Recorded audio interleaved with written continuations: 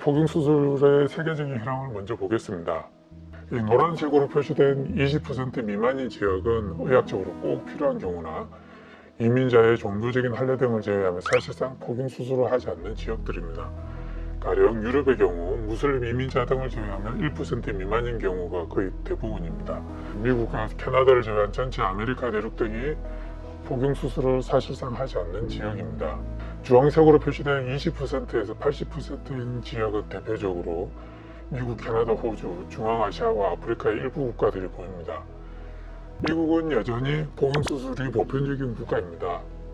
유대인의 파워 등으로 인해 포경수술 종주국이어서 그렇고요. 80%가 넘는 나라들은 사실상 포경수술을 거의 모든 남성이 하고 있거나 했던 국가들입니다. WHO의 에이즈 예방 정책으로 대규모 포경수술을 벌여지고 있는 아프리카 국가들, 그리고 이스라엘, 필리핀, 남한 정도로 분류가 됩니다. 조금 더 구체적인 지도를 보겠습니다. 포경수술을 연구하는 뉴질랜드 분이 학술 연구 등을 참고해서 직접 만든 지도입니다.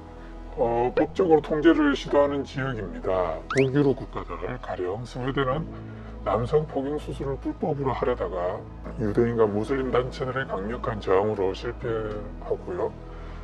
그러다 보니 현재는 종교적인 이유로 어쩔 수 없이 해야 될 경우는 위생적인 환경에서 의사에 의해서만 할 수 있다는 식의 타협적인 가이드라인을 법으로 정하고 있습니다. 역사상 포경수술 자체가 없었던 지역입니다.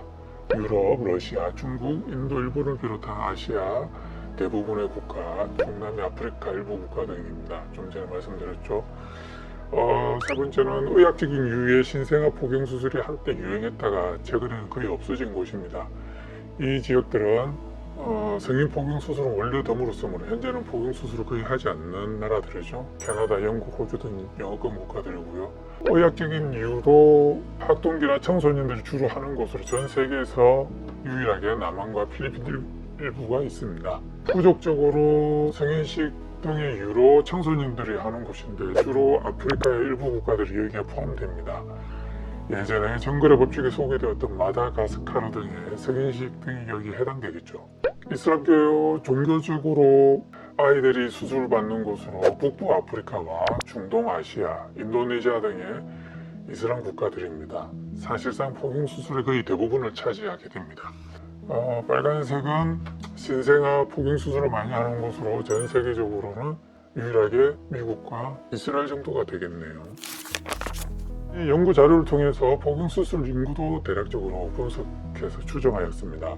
이슬람 5억, 미국 1억 이상 이런 식으로 분석을 한 걸 보면 전 세계 인구를 대략 70억으로 잡으면 남성이 35억, 전 세계 남성의 포경수술 인구는 20% 정도 추정이 됩니다.